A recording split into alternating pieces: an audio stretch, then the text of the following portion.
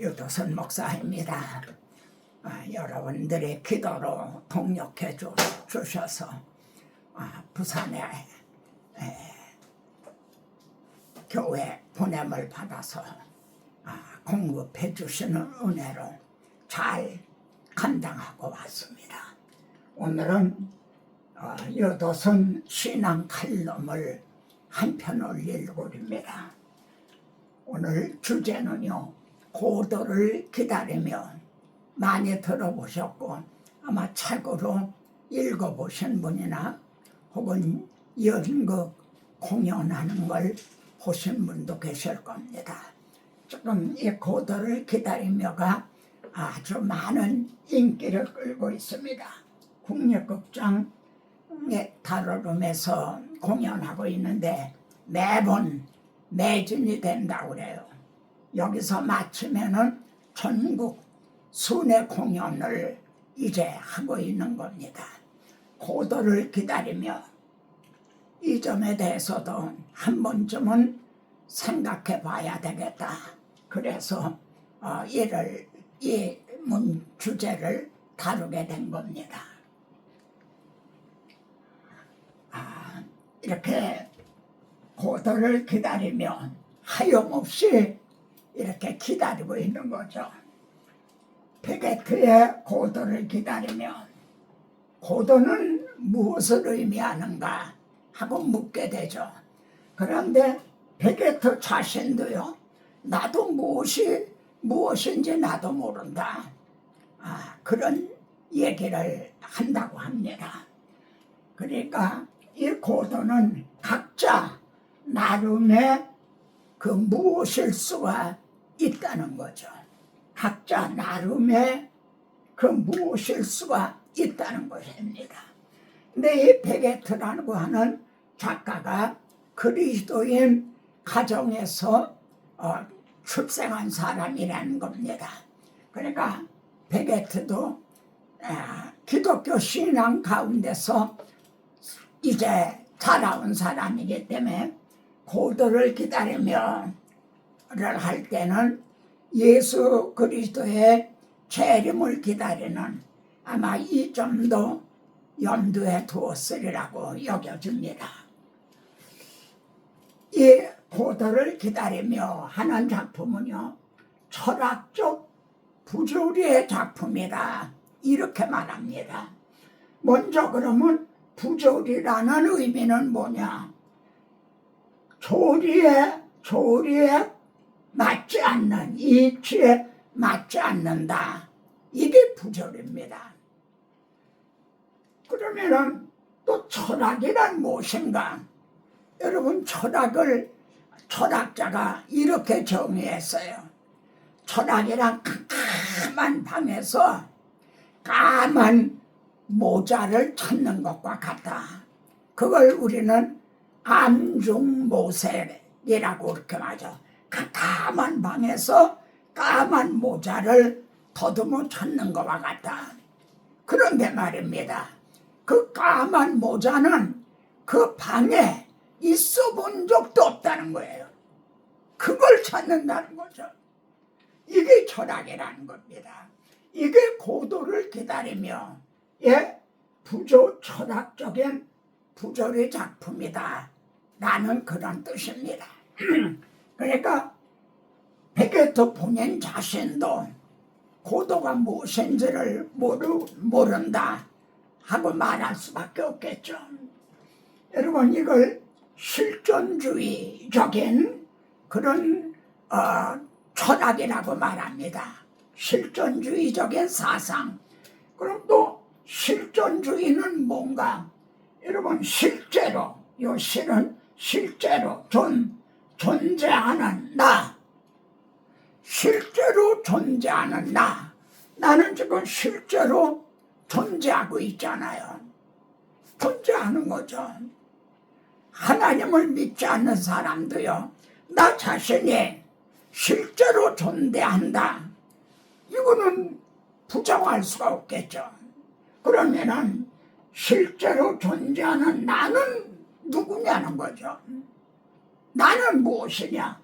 나의 의미와 목적이 무엇인가? 여러분, 이게 실존주의 사상인 겁니다.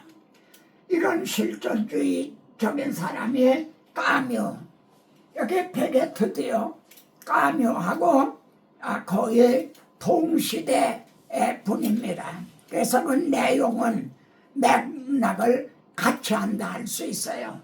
이 베게트의 고도를 기다리며도요, 노벨 문학상을 탄 작품입니다.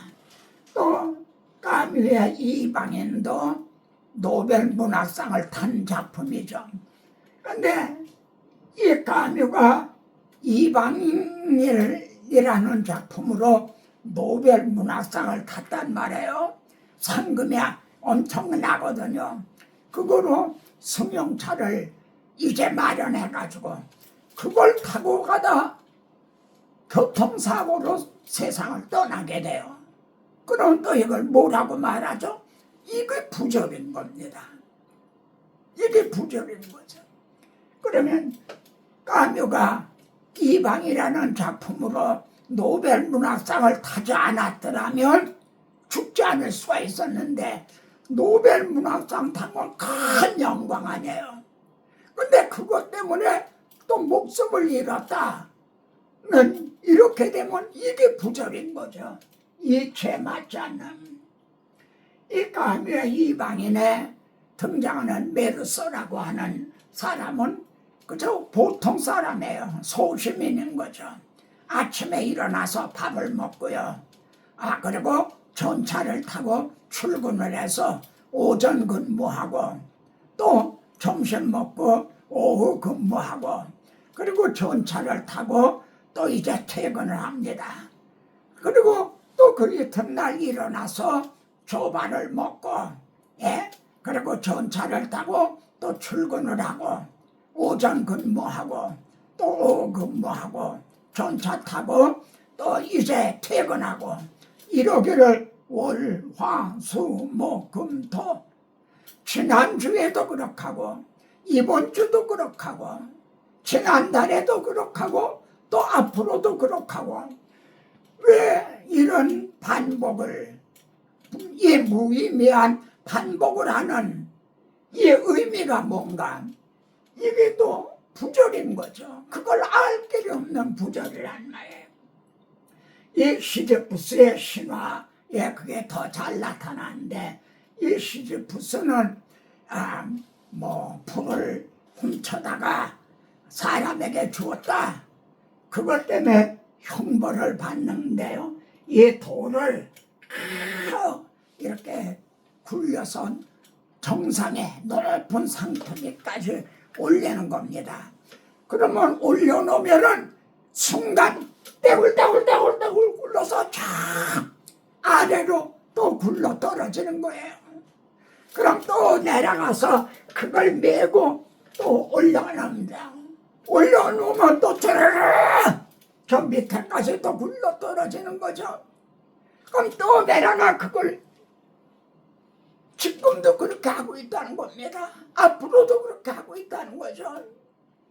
그러면 이에 대한 의미가 뭐고, 이런 무의미한 반복, 이것이 실존주의자들의 말하자면 부적인 거죠. 그리고 허망, 모든 게 허무하다는 거죠. 이 무의미한 반복. 그래서 묵자라는 분도 말입니다. 갈래길을 만나자 울었다. 그런 말을 합니다. 갈래길을 만나자 울었다는 게요. 오른쪽으로 가야 되나 왼쪽으로 가야 되나 안내자가 없는 이 나그네는요, 한쪽 길로 가면은 이제 예를 들어 구원이고 어느 다른 길은 멸망이다. 근데 어느 길을 가야 되는가? 이 안내자가 없는 이 사람은 갈래길에 앉아서 울 수밖에 없다는 거죠. 여러분, 고도를 기다리는 것이 철학적인 좀 희극이라고 할 수 있어요. 만담과 같은 말이죠. 물론 거기엔 위트라는 지혜로운 말들을 주고받곤 하지만 근데 많이 운다는 거예요. 관객들이 많이 운다. 그래서 철학적인 희비극이라 이렇게 말해요. 시극이면서 또 비극이라는 거죠. 이것도 또 부조리인 거죠. 사람들이 왜 이렇게 울까요? 이 모습이 바로 자기의 모습이기 때문에요. 나 자신의 모습이기 때문에 그래서 그렇게 이제 운다는 거죠. 청중에게 고도를 기다려면은 우리에게 이렇게 묻고 있는 거죠. 당신의 삶의 의미는 무엇인가? 왜 이렇게 시지프스의 신화처럼 다람쥐 쇠바퀴 돌리듯 무의미한 이런 반복을 하고 있는가? 삶의 의미는 뭔가? 당신이 기다리는 희망은 뭐냐? 희망은 뭔가? 당신이 기다리는 고도는 뭔가? 이런 걸 묻는 거죠.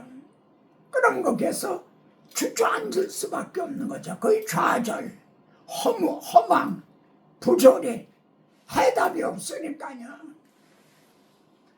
그래서 기이한 인물들이 등장해서요.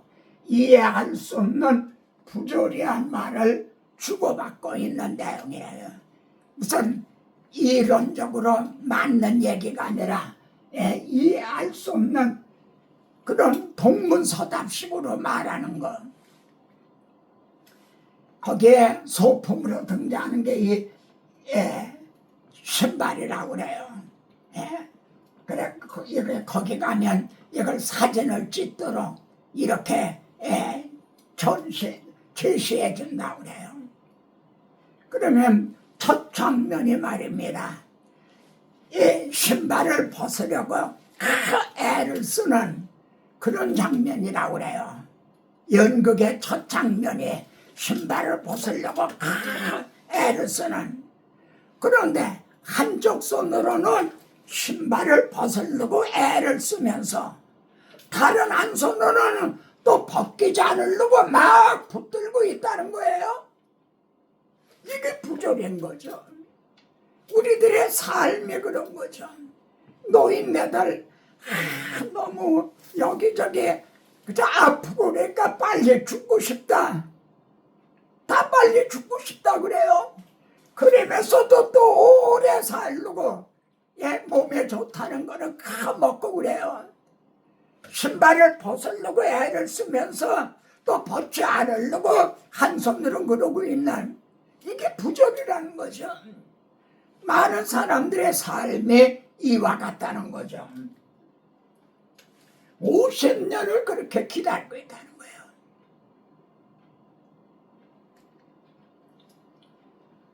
여기 웨이팅, 여기 나뭇가지가 다 부르죠. 웨이팅 for God. 이렇게 하염없이 기다리고 있는 거예요. 고도는 정말 고도가 무엇인지, 고도가 오기는 오는 건지, 왜 오는 건지 그것도 몰라요. 양측의 소년이 나타나서 고도는 내려온다 그래. 근데 물론 고도는 안 왔죠. 잠을 자다 깨어났던 사람은 고도가 왔다 갔냐? 하고 묻는다 그래요. 여러분, 어린애들이 놀고 있죠. 근데 파스칼의 팡세에는 이런 말이 있어요. 애들이 이렇게 놀고 있는데 엄마가 말이죠. 야, 그만 놀고 들어와 밥 먹어. 애들하고 놀고 있는데 야, 그만 들어와 밥 먹어. 무슨 뜻이죠? 죽음은 그렇게 온다는 거예요. 인생의 죽음은 그렇게 온다는 거죠. 또 팡세에서 그런 말을 해요. 이 어린애들이 막 놀아요. 그러다 해가 서양으로 이렇게 져요. 해가 지면 또 으시시해지잖아요. 그러니까 애들이 양지짝에 그 벽에 있는 쪽에 가서 햇빛을 쬐느라고 그러면서 또 좋은 자리 차지하려고 막 그린다는 거예요. 그러다가 해가 꼴딱 넘어가요. 그럼 뿔뿔이 다 제 집으로들 가는 거죠. 그런데 애들이 다 갔는데 한 어린애가 남은 거예요. 갈 곳이 없는 거예요. 파스칼은 묻는 거예요. 이게 얼마나 슬픈 일이냐. 이게 우리들의 삶이, 인생의 삶이라는 거죠.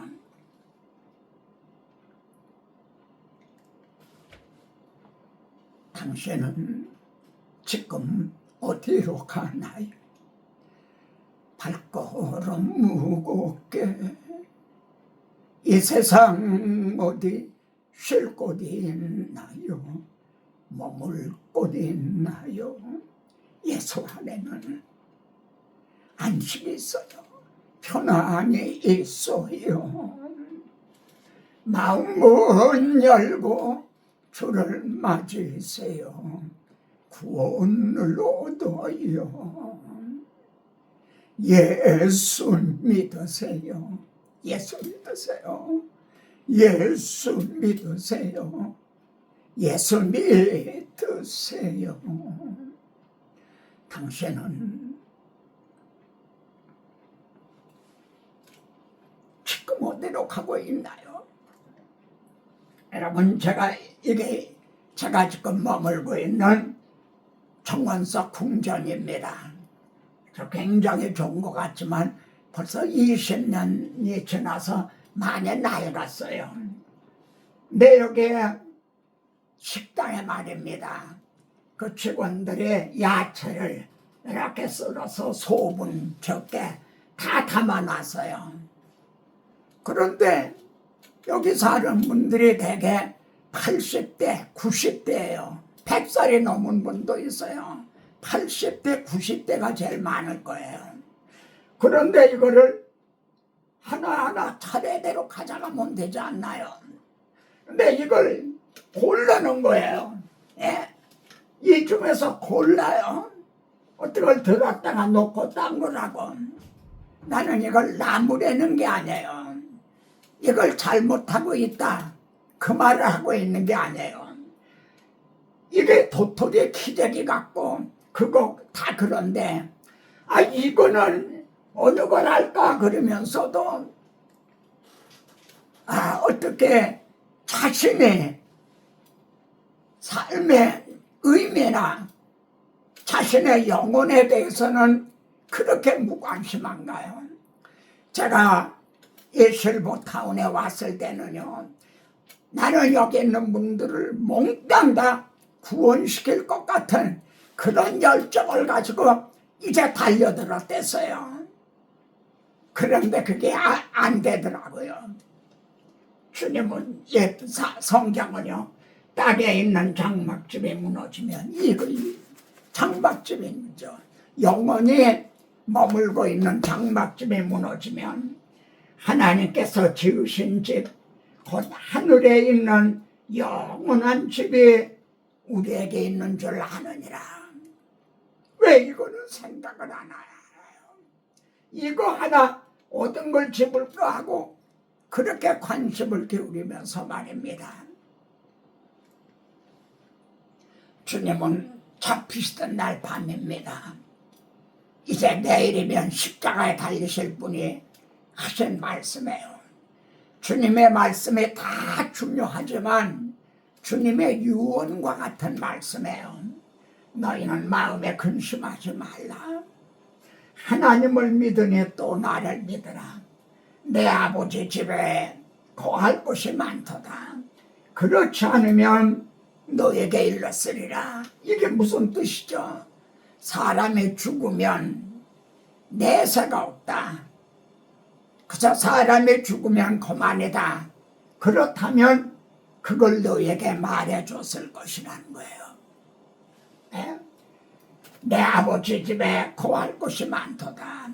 만일 죽어서 천국에 간다, 내세가 있다. 그렇지 않으면 그것을 너에게 말해줬을 것이다. 내가 다시 와서 주님 분명히 약속했어요. 우리가 기다리는 고도가 누구신지 성경은 약속의 책이에요. 구약 성경에서 신약 성경에서 이 점을 얼마나 약속을 하셨나요? 내가 다시 와서 너희를 내게로 영접하여 나 있는 곳에 너희도 있게 하리라. 그리고 주님은요, 허리에 띠를 띠고 등불을 켜고 서 있으라. 말하자면 고도를 기다리라는 그런 뜻인 거죠. 너희는 마치 그 주인이 혼인집에서 돌아와 문을 두드리면 곧 열어주려고 기다리는 사람같이 되라. 주인이 이럴 때에 그 종이 이렇게 하는 것을 보면 그 종이 복이 있으리로다. 우리의 시민권은 하늘에 있는지라 구원하는 자 주 예수 그리스도를 기다리노니, 고도를 기다리노니 그랬잖아요. 근데 주 예수 구원자 주 예수 그리스도를 기다리노니,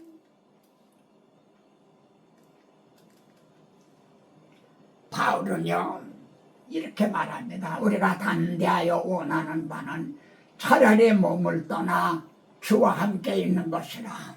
빨리 주님 계시는 갖고 싶다는 거죠.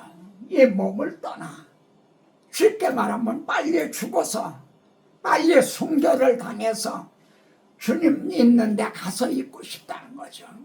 죽음 앞에 불불 떠오는 게 아니라 차라리 몸을 떠나 주와 함께 있는 것, 그걸 내가 담대히 원하는 바다.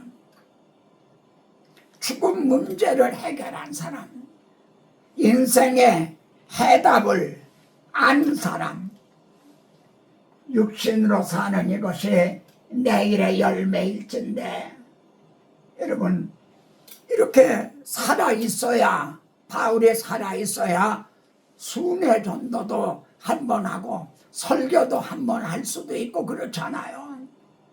죽으면은 안식하는 교회 이제 가게 되는 거란 말이에요.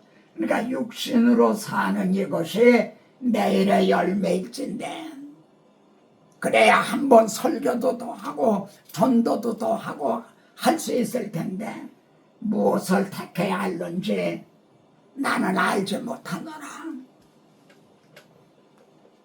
나에게는 꿈이 있습니다. 이 말이 마틴 루터 킹 목사님의 한 말입니다. I have a dream. 나에게는 꿈이 있습니다. 여러분에게도 나에게는 꿈이 있습니다. 저에게도요 꿈이 있습니다. 성경은 문제에 대한 해답입니다. 내가 만난 그리스도, 내가 만난 고도, 이 해답을 나는 많은 사람들에게 전해주고 싶은 겁니다. 그래서 사도 바울은요, 나를 위하여 구할 것은 내게 말씀을 주사 나로 입을 열어 복음의 비밀을 담대히 알게 하옵소서. 여러분, 설교자에게 말씀을 주신다, 이것이 가장 큰 복인 거예요. 근데 설교 준비를 해도 끙끙대고 이게 준비가 되지 않아요. 말씀을 주시지가 않아서 그냥 억지로 주물러 터뜨리듯이 그렇게 하는 거하고, 말씀을 주시면요 기름진 기회가 슬슬슬슬 돌아가듯이 말씀이 잘 준비가 돼요. 바울 같은 분도 내게 말씀을 주사, 주님은 그러셨어요. 내가 주는 물을 먹는 자는 영원히 목마르지 아니하리라. 배에서 생수가 되어 흐르리라. 제게도요 계속 공급해 주시기만 하면, 말씀을 주시기만 하면 제가 호흡이 있는 동안 증언하겠습니다. 내게 말씀을 주사 복음의 비밀을 담대히 알게 하옵소서.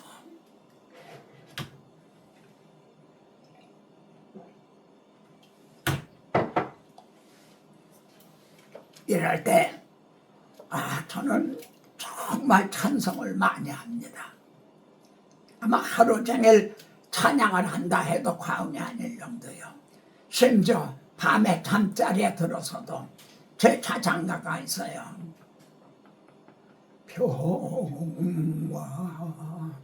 평화로다 하늘 위에서 내려오네 그 사랑의 물결이 영원토록 내 영혼을 덮으소서. 그리고 서로 잠을 청하는 거죠. 무슨 찬양? 세상 풍조는 나날이 변하여도 나는 내 믿음 지키리니 인생 살다가 죽음이 꿈 같으나 오직 내 꿈은 참되리라. 나의 놀라운 꿈 정녕 나 믿기는 장차 큰 은혜 받을 편이 나의 놀라운 꿈 정녕 이루어져 주님 얼굴을 배우리라.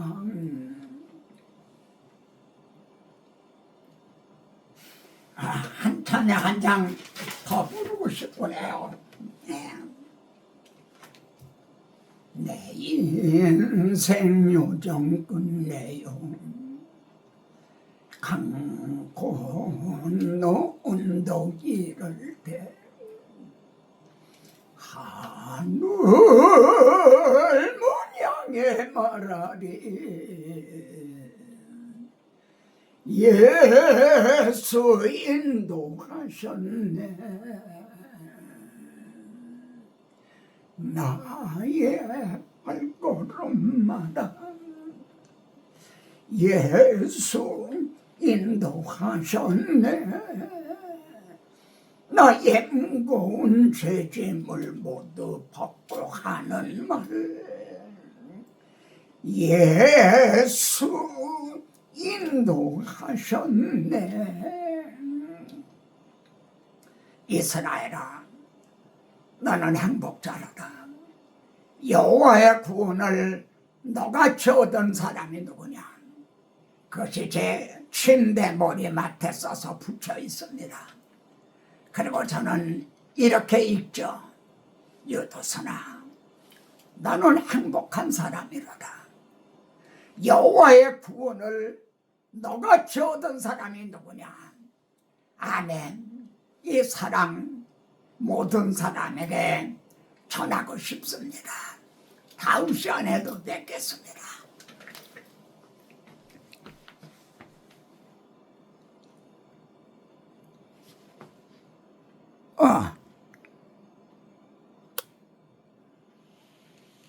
이게 안 된 것 같아. 아유, 어떻게 된 거냐?